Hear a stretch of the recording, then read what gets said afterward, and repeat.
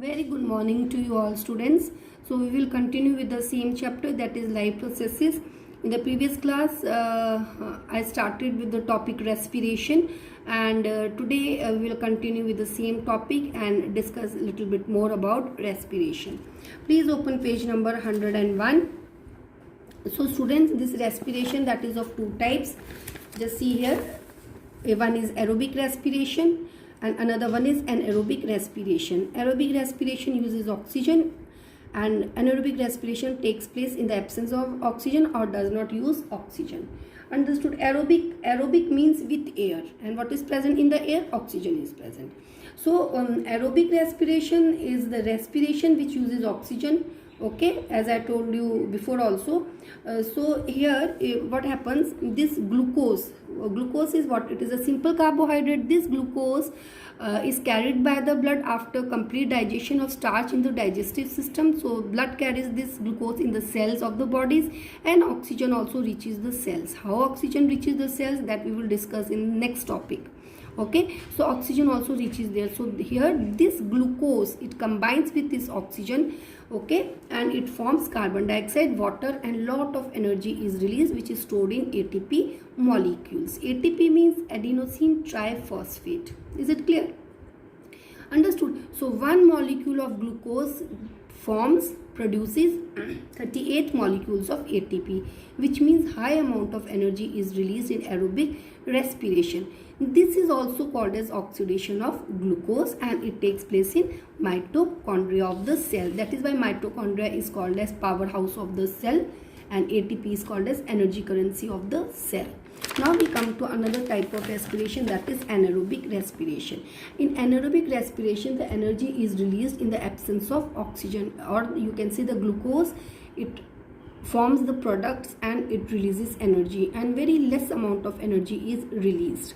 Okay, now anaerobic respiration, I will say there are two examples I would like to say. For example, first let us take the case of this glucose. It gets converted into alcohol, carbon dioxide, and energy is released, which is stored in ATP molecules. Okay, now here the glucose that is converted into alcohol, carbon dioxide, and energy is released in the absence of oxygen. Okay, and here one molecule of glucose forms only two molecules of ATP. I told you this energy is stored in ATP molecules. So one molecule of glucose produces only two molecules of ATP, or it forms only two molecules of ATP. So the energy released is very, very less. Now the example of anaerobic respiration is yeast. It takes place in yeast. We say yeast respires anaerobically.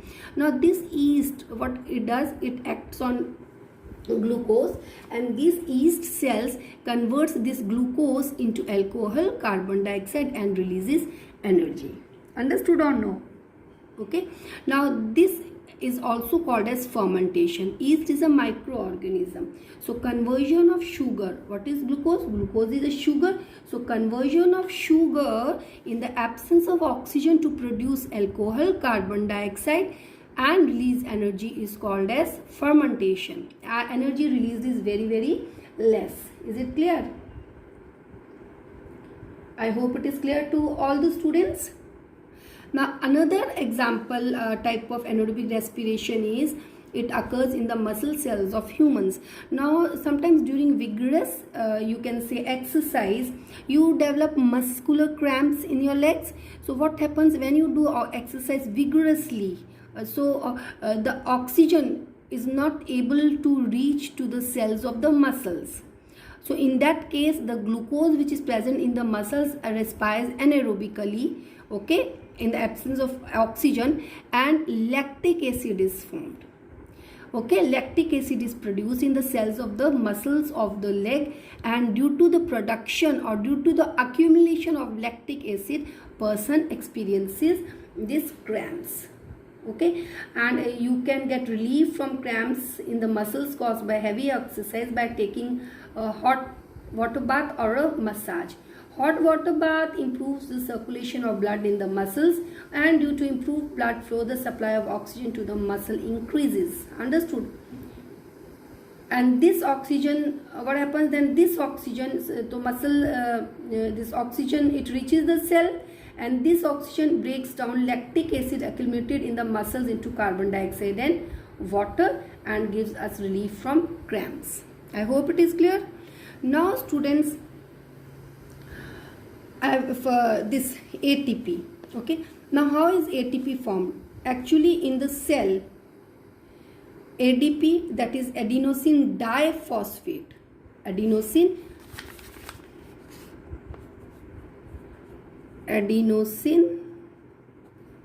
A, D, for D it is diphosphate. So in this cell, this adenosine diphosphate and inorganic phosphate is present. So when the energy is released, okay, energy is released, so that energy is absorbed by, or you can say that energy is used for combining ADP and P. And when ADP and P combines, what is from ATP? ADP means 2-phosphate. So this is one extra phosphate. So this energy, it is used for combining these two, and ATP, that is adenosine triphosphate, is formed. Understood? Because when it will combine with this, what will happen? There will be 3-phosphate. So this is an endothermic reaction. Now this energy is used up in forming this ATP, and you know, according to law of conservation of energy, energy can neither be lost nor created, but can be converted from one form to another form. So energy is not lost. So if this energy is absorbed in combining ADP and P, means this energy is stored there only. So when the cell needs energy, this ATP, it gets converted, it breaks, and again it gets converted back to ADP, P, and releases energy. The energy which was used up for combining ADP and P, that much amount of energy is released when the cell needs energy. Understood? So I hope it is clear. Now another important thing I would like to tell you, students, whether it is a aerobic respiration, whether it is anaerobic respiration, one compound called as pyruvate is formed. Understood? Now you just see here glucose. Okay, glucose, this is glucose. We say that it is 6-carbon compound. Why we say it is 6-carbon compound? Because there are 6 carbon. Now again, just pay attention, whether it is anaerobic respiration or aerobic respiration, the starting material is glucose, that is a 6-carbon compound.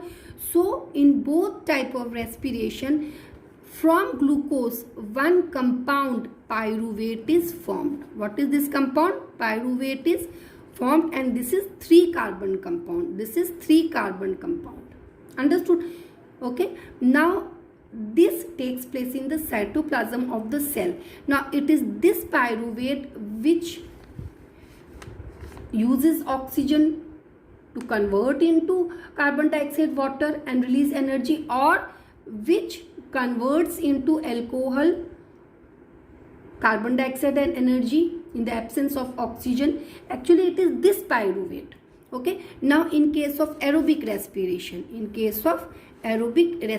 I am writing AR, aerobic respiration, this pyruvate gets converted into carbon dioxide plus water plus 38 ATP of energy.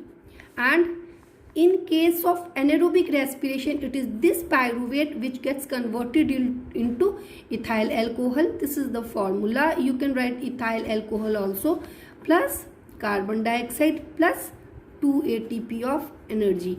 And in the muscle cell, it is this pyruvate which converts into, or which gets converted into, lactic acid plus energy.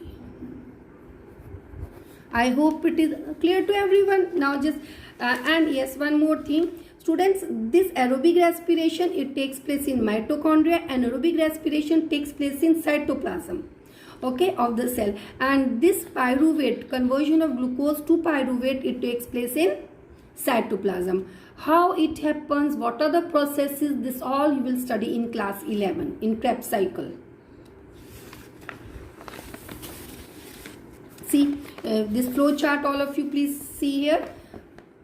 Page 102. See, this glucose, which is 6 carbon compound, in cytoplasm it converts into pyruvate, which is a 3 carbon molecule. Okay, and this pyruvate, in the absence of oxygen, gets converted into ethanol plus carbon dioxide plus energy. Here in another case it gets converted into lactic acid plus energy, and in aerobic respiration, which takes place in mitochondria, it gets converted into carbon dioxide, water and energy. Okay, is it clear to everyone? Nicely. And this was all about your formation of ATP.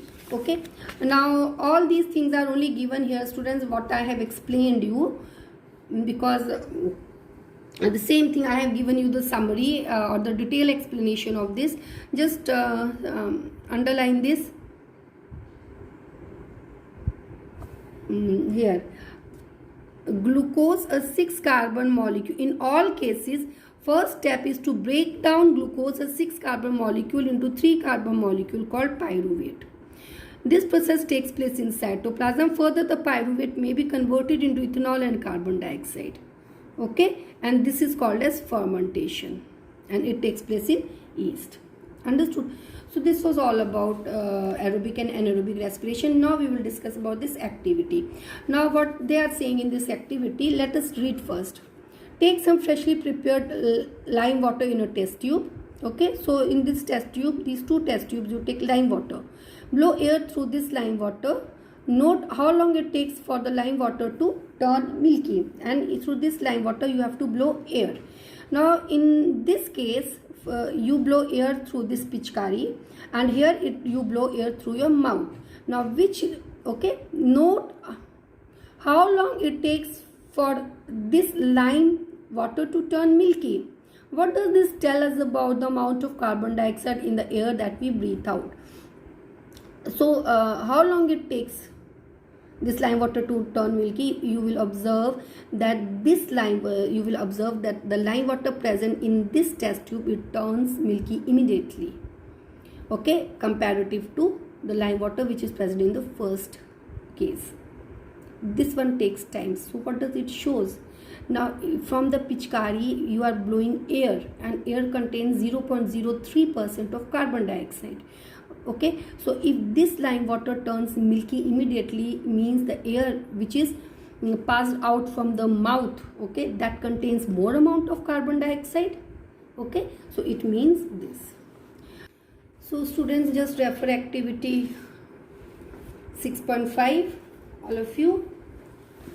Just read this activity, and if anyone can tell me the answer, please tell me the answer. I am giving you 1 minute to read the activity and tell me the answer. You can WhatsApp the answer to me. Read the activity properly.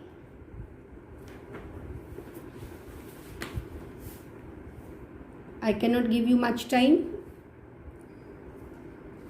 It is very easy, this activity. Okay, I will explain you. Now take 2 test tubes. One is this, another one is this. In this test tube you take sugar solution or a fruit juice, and you add yeast in it. Okay, and then you just cover it with or close it by this hold cork. Okay, and then through this cork you pass this U tube, and in another test tube take lime water. Okay, lime water is like a water only, and you all know what is lime water. You have studied in chemistry also. Okay, now what you will observe? You will observe that this lime water turns milky, which shows that carbon dioxide gas is released in this test tube. Okay, which passes through this U tube and it reaches here, and on reaching here it turns milky and bubbles can be seen. Okay, first you can see the bubbles can be seen, and slowly, and this lime water turns milky. Now the test for carbon dioxide gas is this: when carbon dioxide gas is passed through lime water, it turns milky, which shows the presence of carbon dioxide gas. So what has happened here? Here the glucose is broken down, or you can say yeast has respired anaerobically. Okay, and this glucose is converted into ethyl alcohol and carbon dioxide, and carbon dioxide gas passes through U tube, reaches here, and ethyl alcohol remains here. Understood? So yeast has respired anaerobically, or you can say fermentation has also taken place. That also you can say. Okay, so after some time, when you will remove this cork and this U tube, you will get a smell of alcohol. Okay, so yeast has respired anaerobically, and this is an example of anaerobic respiration. Now students, please open page 101. So on that day I gave you some questions for homework. So let us discuss those questions. And students, yes, I have observed one thing, that some of the students you write like class 4 students, you are not expected to write in that way. If I am asking the difference between autotrophic nutrition, if I am asking you the difference between anything, so students are writing, they break one sentence and form 2-3 sentences. Students, please don't do. Okay, don't do in that way. Autotrophic nutrition, heterotrophic nutrition, one line, two line you will do. And some of the students, they don't write full answers, they write half answers. Like there is a question, what is the role of acid in our stomach? Some students are writing only they make the food acidic. No, there is another important use, that it kills the bacteria of the food. And again the same thing some of are doing in another question, that is question number 5. How is small intestine designed to absorb digested food? Only they are writing they have villi which absorbs the food. That is not required for you to answer in this in such a way. You have to write a proper answer. Okay, you think the person who is reading doesn't know anything, so you have to make it short also, and you have to explain also, and it has to be clear. And please make it your habit from now. Actually you should have done it before only. In class 9th also I think I told you, underline the important words. Okay, so that when in class 10 when the examiner checks your copy, and when he will see the those underlined words, and he will, or underline sentence, and he will simply understand that you know the things, because they don't get time to reach each and every line. Okay, so please underline, make it your habit. And underline now doesn't mean for some of the students everything is important, that you underline whole text. Only the unimportant, like if you are writing examples, try to underline examples. Okay, so that make this your habit. So what is the difference between autotrophic nutrition and heterotrophic nutrition? Now when you are writing the differences, I have told you before also, always write in a tabulated form. So in autotrophic nutrition, an organism synthesizes its own organic food from simple inorganic materials. Okay, and in heterotrophic nutrition, an organism cannot synthesize its own food and depends on other organisms for its food. Autotrophic nutrition takes place in green plants, and heterotrophic nutrition takes place in animals and non-green plants. Then there are other differences also which you can write, there are more differences. If you know, you write more differences. Can any one of you tell me more differences? Just WhatsApp me the answer. Any one of you can, if you know, you please send me the answer. Otherwise, again I am giving you one homework today. That is, write 2 more differences between autotrophic and heterotrophic nutrition other than these 2. Now question number 2 we did in class 4. Question number 3, what is the role of acid in our stomach?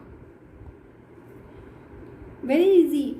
What does acid do? Acid makes the food acidic, so that the pepsin, it makes the food acidic to activate enzyme pepsin in another one.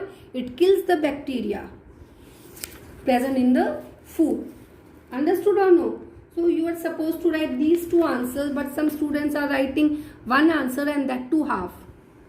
Last, how is small intestine designed to absorb the digested food? how it is designed. So students are writing, some, not all, I will say, some are writing they have villi and villi is used to absorb the food. What is this answer? You have to tell what is villi, how it is absorbed. Okay, so the inner surface of the small intestine has millions of tiny finger-like projections which are called as villi. Okay, and this presence of villi, it increases the absorption surface for the food.